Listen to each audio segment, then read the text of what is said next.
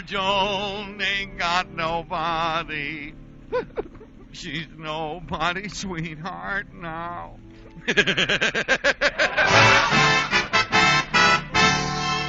Featuring the romantic singing of Andy Russell. Amor, amor, amor. With a great comedy cast, including Verna Felton, Shirley Mitchell, the music of Paul Weston and his orchestra, and yours sincerely, Harry Bonzell. And here's the star of our show, America's queen of comedy, Joan Davis. Oh, no, Joan, wait a minute. Oh, no, not again. Joan, stop yanking the strings of that harp. We're not meant to operate a yo-yo. Come here, will you? Joan, listen, I want to talk to you. What do you want, Harry? Oh, you ought to be ashamed. Joan, listen, I wanted to ask you if you got any Valentines yet. Oh, yes, I just got a cute one from my friends. Some of my friends who were living... Some friends who were... I can't, I'm so excited. They were looking for a place to live in Los Angeles, and they finally wound up in Australia.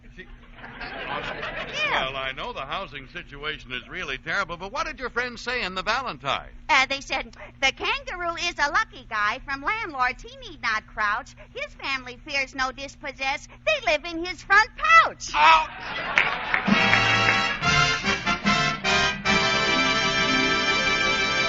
Swanville, USA, February 11th. Today, the citizens of Swanville, just like the citizens all over the nation, prepare to observe the birthday of that great American, Abraham Lincoln.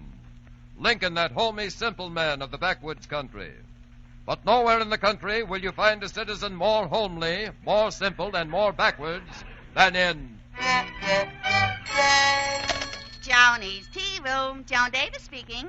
Oh, hello, Mrs. Steeple. Gee, it was nice of you to call me all the way from Philadelphia to wish me a happy birthday. Do you remember when I was born in the little house on 3rd Street? I was the third child. Then we moved to 6th Street, and there were 6 children in the family. Then we moved to 9th Street, and there were 9 kids. Then the store committed suicide. Why? Because Pop bought a house on 358th Street. Say, Miss Davis. What is it, Andy? Well, tonight after we close up and all the customers are gone, would you object if I held a party in the tea room? No, I wouldn't object, Andy, as long as the party is me. Any questions?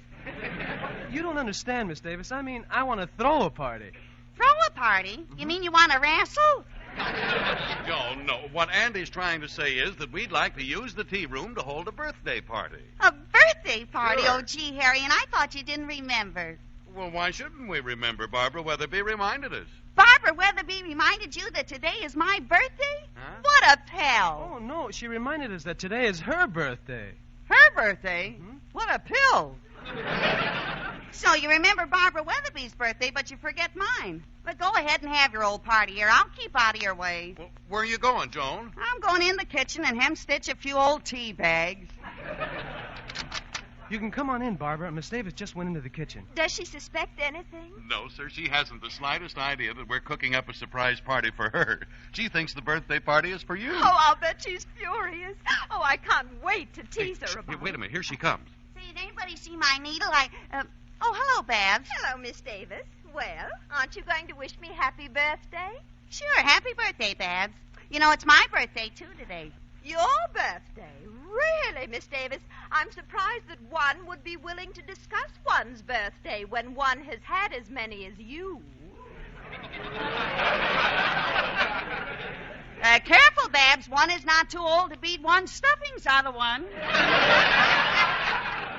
Well, really, Miss Davis, you should spend less time on your physical development and more on your mental. But all you ever do is fritter away your time. Do what with my wit? Fritter. Don't you know what fritter is? Yeah, when two freighters get married, they have a little fritter. Oh, Andy, that reminds me. You haven't given me my birthday kiss yet. Oh, that's right, Barbara. Here's a kiss for your birthday. Annie, it's my birthday. And, Barbara, here's a kiss for your last birthday. Annie, it's my birthday. And, Barbara, here's a kiss for your next birthday. Andy, it's my birthday. Oh, yes. And, Barbara, here's a kiss for Miss Davis's birthday. Me and my big mouth. I'd get rid of it, but it's such a handy place to keep my teeth. Oh, Joan, look, let's stop this now and get the tea room ready for the party, huh? All right, you get it ready. I'm not going to be here anyway. But, Miss Davis, you've got to be here. Why? Well, gee whiz, if you're not here, it'll spoil the whole party. That's silly. One person doesn't make or break a party. Well, it does, Joan. I was supposed to go to a party once. It was a shower, and because I didn't show up, the whole thing was spoiled. Why? Were you bringing the guest of honor to the shower? No, I was bringing the cake of swan to the shower. Sure, well... What's the matter?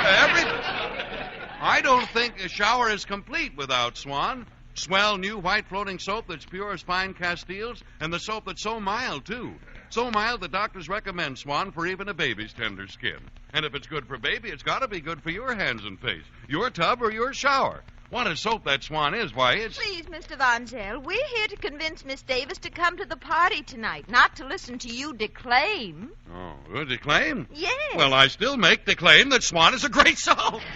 What are you going to do? Because Swan is so gentle and so hard-working, too. Just watch the way Swan goes into a lather cleaning up a stack of dishes. You really... Did I tell you this before? No. No. You really get suds that stand up and do a job, you know. And you'll declaim, Swan, Swan, Swan, what a soap. Just as I've said... What do you say, Miss Davis? Will you come to Barbara's party tonight? Well, why should I? She hasn't even invited me. Oh, really, Miss Davis? I invited you when I came in. What did you expect? A written invitation? Sure, why not?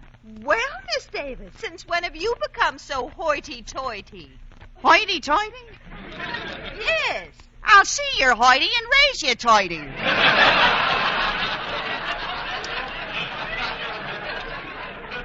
Gosh, really, Miss Davis, won't you even come to the party for my sake? Oh, Andy, I'd do anything for you. Why, I'd climb the deepest river. I'd swim the highest mountain. I'd even cross Hollywood and Vine in the pedestrian zone. And that's dangerous, you know. Now, what would you do for me? I'd sing for you with my arms around you. Wow, that's even more dangerous. But go ahead, Andy. Yeah, Andy, sing that swell tune you do in your new picture, Breakfast in Hollywood. If I had a wishing ring, I'd never ask for any worldly thing. My heart and I agree on what a wish should be. One miracle would do, the miracle that you'd love me. You'd be my treasure, way beyond compare. For my heart says your name in every prayer. Denied, and I'd be satisfied with all your love could bring if I had a wishing ring.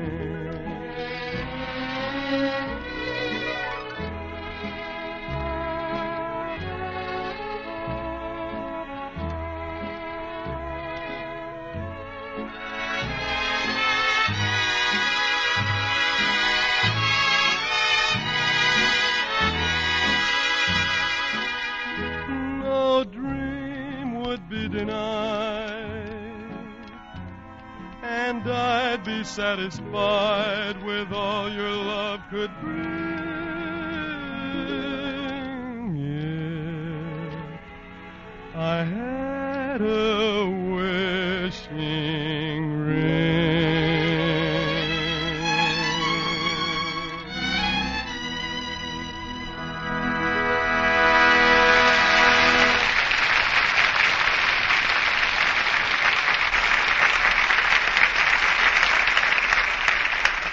Oh, wishing ring, wishing ring. Gee, how often I wish you'd give me a ring, Andy. A diamond ring? Oh, it doesn't matter. A diamond ring, a gold ring, silver ring, brass ring. You got an old cigar band you're not using? Yoo-hoo, Miss Davis! Yoo-hoo! Oh, it's Mrs. Rosella Hipperton. Hello, Miss Davis and Mr. Russell and Miss Weatherby and Mr. Bonzel! Hello! Happy birthday, Barbara, dear. Thank you, Mrs. Hipperton. Say, Hippie, ain't you going to wish me happy birthday? It's my birthday, too, you know. Your birthday? Really, Miss Davis, I'm surprised that one would be willing to discuss one's birthday when one has had as many as you. This one has more stuffing to beat out of one than the other one. Anyhow, I wouldn't talk about age if I were you, Hippie. Is that so? Well, Miss Davis, I'm perfectly willing that the world should know that on my last birthday, I just turned 35. That's right. When you turn 35, it comes out 53.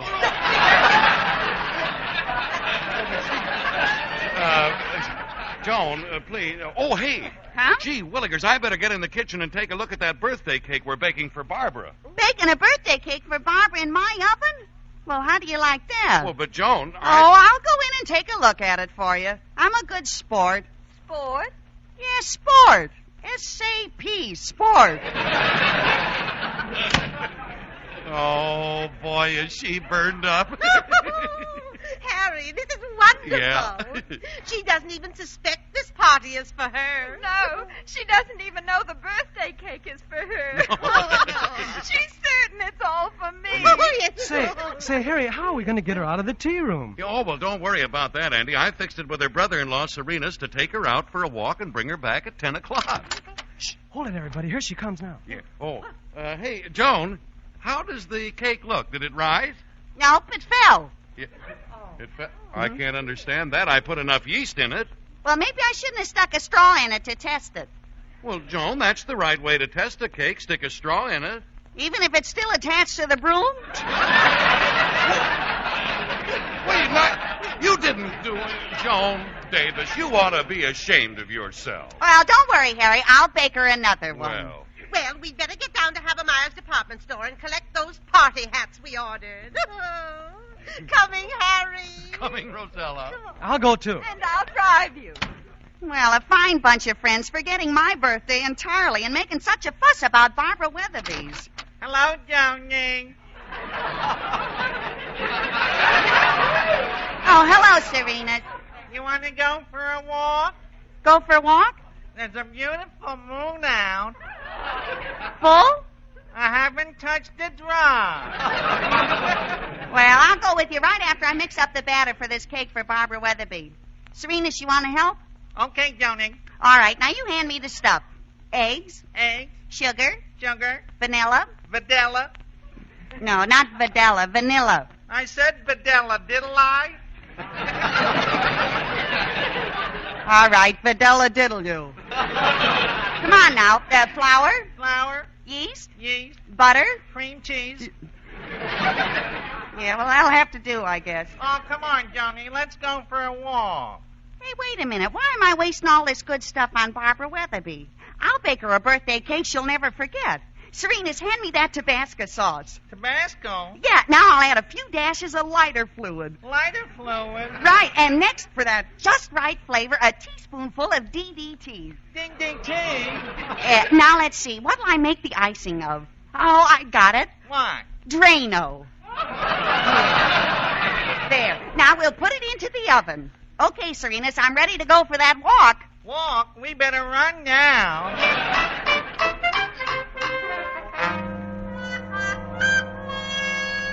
Well, it's 10 o'clock. Any sign of Joan yet, Rosella? Not yet, Harry. But oh, how I love this waiting in the dark with your arm around me.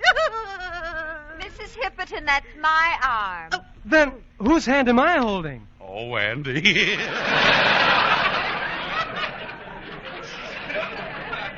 Quiet. Quiet, everybody. Here comes Miss Davis and Serena.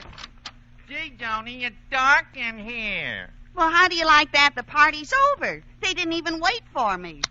Happy birthday to you. Happy birthday to you. Happy birthday, dear Joni. Happy birthday to you. Surprise! Surprise! Well, say, what's this all about? It's a surprise party for you, Miss Davis. For me? But I thought it was for Babs. Yeah, well, that's the surprise. We told you it was for Barbara, but all the time it was really for you. Gee, what a surprise!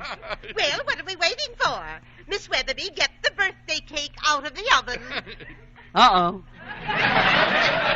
Here it is, Miss Davis. Here is the cake, and as guest of honor, Joan, you get the first slice. Well, aren't you going to say anything? Calling Dr. Gillespie. Calling Dr. Gillespie. Oh, well, let's eat the cake later, huh? Let's have some fun first. Oh, that's a good idea, Miss Davis. Let's play some games. Oh, say, I've got a swell game we could play. Would you like to try it with me, Rosella? Oh, I'd love to, Harry. How does it go? Well, first I blindfold you, and then I place a big pail of water in front of you. Oh, I've played that game. It's called bobbing for apples. No, it's called washing with Swan. Isn't that clever, the way that comes in there? And really, it's easier than bobbing for apples because Swan floats so well, you know. Really?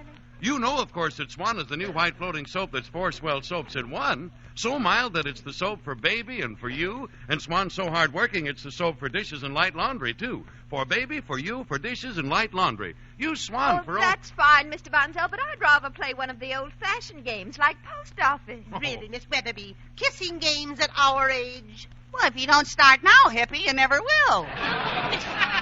Yeah, well, look, if you don't like that one, Rosella, maybe we can play another game I've got called Twist of the Wrist.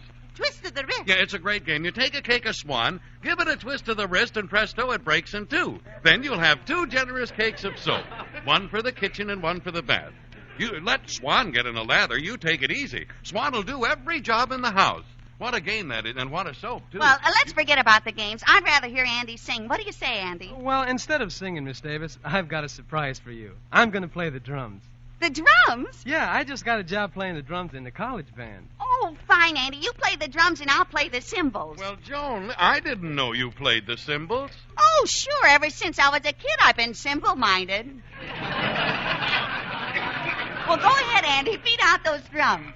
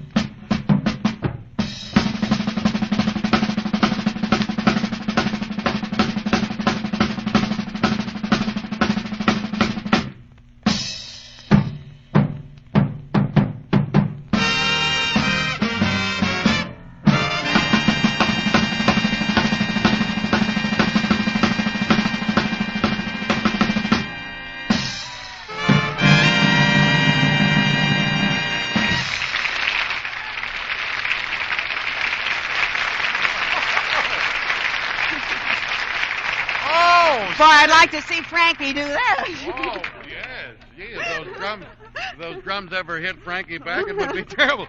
Well, what a surprise that was, though, huh? Andy Russell can really make those drums talk. Weren't you surprised, Joan? Yeah, gee, this is a wonderful surprise party you're giving me. I wonder what's going to happen next. Well, I'm just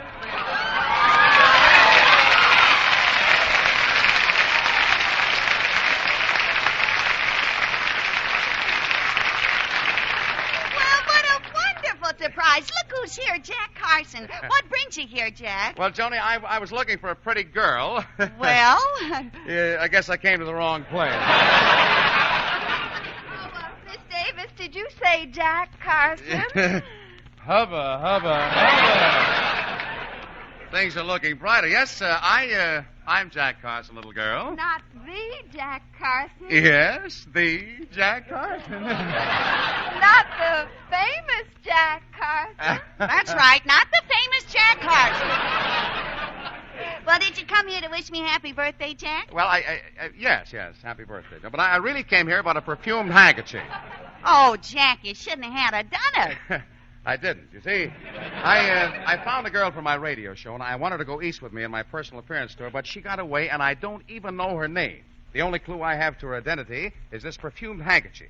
You see, this girl is the only one I know who uses this perfume. Well, let me smell it. Yeah. It's beautiful. It's called Hubba Hubba.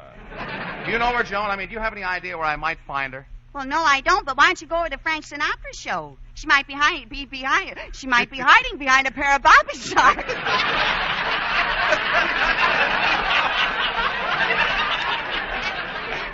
That line was hiding in your script, I know. That's a great idea. I'll run right over that, Joan. Well, before you go, Jack, aren't you going to wish me a really happy birthday? Well, I did wish you a happy birthday. Oh, yes, Jack, but when a fellow wishes a beautiful girl happy birthday, he usually kisses her.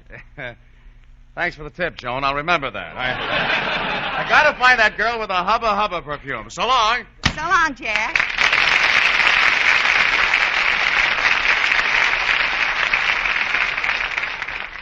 Oh, gee, I should have offered him a hunk of that special birthday cake. Yeah. He deserved it. Oh, say, listen, we haven't heard from our guest of honor yet. Come on, Joni, you do something, huh? No, I don't want to. Go ahead, Miss Davis. Sing us a song. Oh, no, I don't want to. Oh, please, Miss Davis. Okay, but stand back, everybody, because when I sing, a fine spray is liable to come out.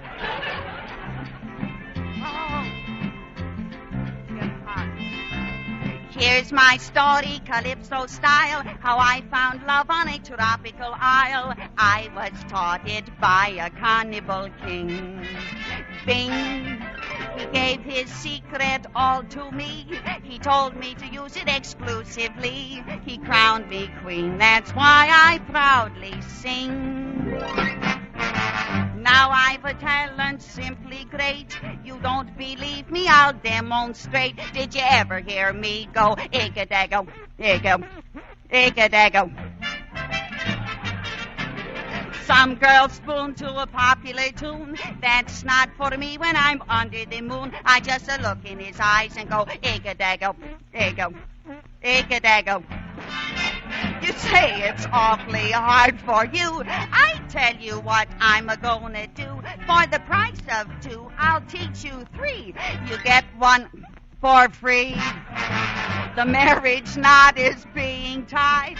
The preacher says, do you take her for your bride? And the groom, let's go with Ig-a-dag I do, Ig-a, Ig-a-dag I do. Where I come from, Ig-a-do means you love me and I love you. And a kiss that usually sounds like, spelled backwards, sounds like.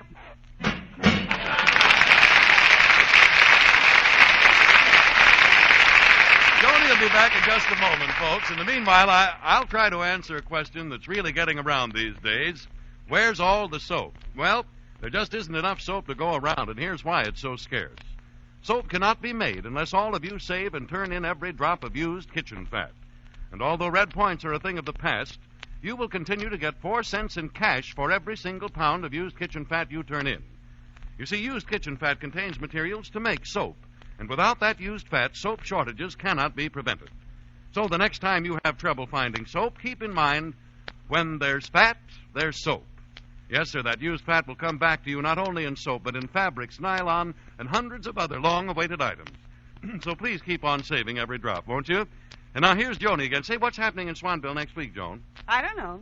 Yes, you do. It's right here on page 20.